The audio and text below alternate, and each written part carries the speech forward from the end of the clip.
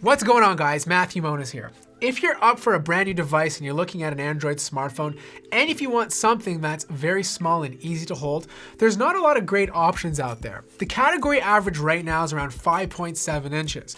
And even though the displays are getting bigger and the bezels are getting thinner, they're still not the best phones to use with one hand. That's where the Sony Xperia XZ2 Compact comes in. I personally believe this is the best small phone you can buy right now, and I'm going to tell you why. So let's start off with what I really love about this device. And the first thing is obviously the size. Using this phone with one hand is great. I feel confident when I'm holding it. I don't feel like it's just gonna slip and drop. I don't have a bulge in my pocket when I'm walking around. It's kind of nice going to the gym in the morning and not looking excited to see everybody. The second thing is the fingerprint scanner placement. You see, on the bigger XZ2, it's placed too low and too close to the camera, causing you to smudge the camera every now and then. On the compact, there's a nice gap, making it a lot more natural to get to.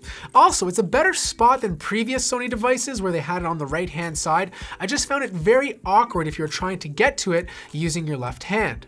The next thing is features. Just like its bigger brother, it's water resistant, has wireless charging, micro SD card slot for expansion, and HDR support. Stereo speakers, something that you usually only find on bigger smartphones. And the best thing about it is the speakers on this sound just as good as the regular XZ2. And the last thing is the display. This is the first time Sony has used a 1080p display on their compact lineup. It offers more pixels per inch than the bigger XZ2, and if you stare closely at both of them, you can see slightly more sharpness on the smaller version. So the next thing is the camera. This is the exact same camera that's on the bigger XZ2. 19 megapixels with an aperture of f2.0, takes really great pictures. In fact, I think it's pretty close to the top 5 cameras on the market right now. Great daylight photos with great dynamic range, suffers a little bit under low light, but overall a good experience.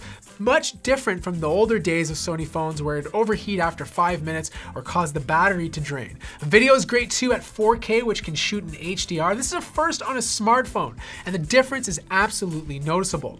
And you have to remember, this is Sony. These are the guys that brought 960 frames per second and 720 to smartphones. Well, now they're doing it at full HD. The only downfall is you miss out on features like portrait mode, 2x zoom, or wide angle shots, since it doesn't incorporate a second lens. Performance is also great. You have a Snapdragon 845, 4 gigabytes of RAM, so the exact same internals as all the flagship smartphones that are coming on the market today.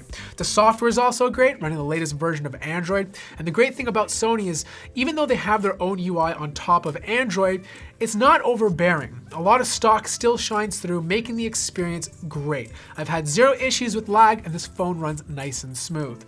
Battery life. 2870 milliamps. This is a step up from the XZ1 Compact, which had about 100 less. To give you guys some context, battery life is better than the LG G7 and S9 Plus, but comes nowhere close to the Huawei P20 Pro.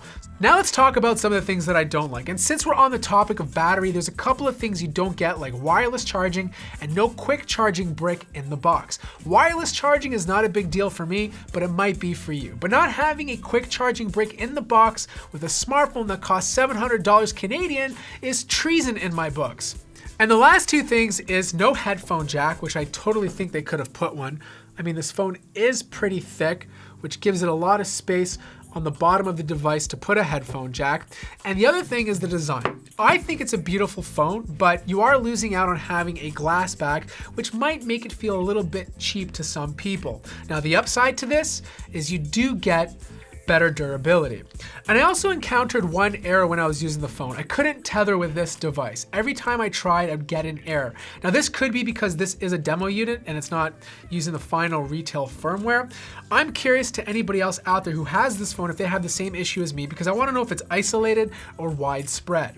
So here are my closing thoughts. The Sony Xperia XZ2 Compact has a lot of great things going for it. Great performance, a beautiful display, awesome external speakers, it has high-res audio, it supports HDR, it takes HDR video, and of course, it has a good camera. The minor things that I don't like about it are just minor, like a few design changes I'd make, the tethering issue, and of course, no wireless charging. But if you're truly looking for the best small phone on the market right now, this is the phone to get. Now, I am taking questions on this device. If you want to know anything else about this smartphone, let me know in the comments below. Hit me up on Instagram because in 2 weeks' time, I'm going to do a Q&A about this smartphone on IGTV. Thank you guys so much for watching this video. If you enjoyed it, feel free to hit the like button. If you're new to the channel, subscribe, and I'll see you in the next video.